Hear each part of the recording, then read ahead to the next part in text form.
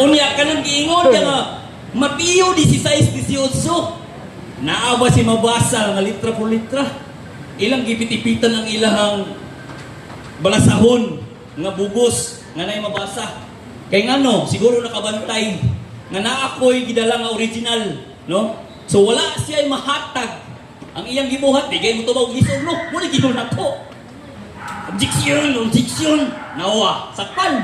Oh, daghan kayo mga pangutana igsoon. Nga ambot lang. Kini nga pangutana igsoon nindot kayo ni. 100% ang iyang gitawag referensya. Kining referensya nga imong gibasa. Muhaon ba ni sa Biblia? Yes! Kakuha sa yes niya, oy. Good! Kay yes! Gipangitaan ako siya kung asa. Agoy, di man na mabasa. Oh, di mabasa.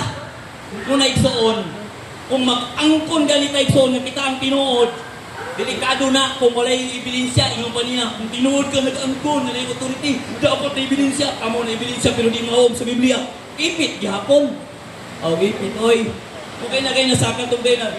Instead nga mo, hubalon niya ang encyclopedia, nangitag, alusot. Kung na yung mabasa niya, ulit at ulit. Na, dili, pwede. Kung unsay na sulat diri, mao dapat ang iyang hubalon.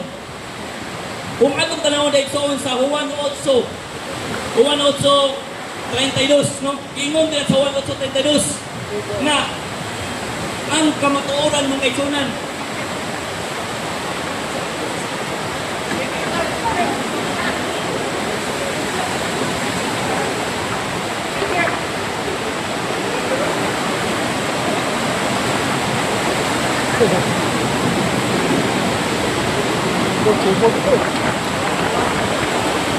Seno! Naipit ako kapag kadalhin!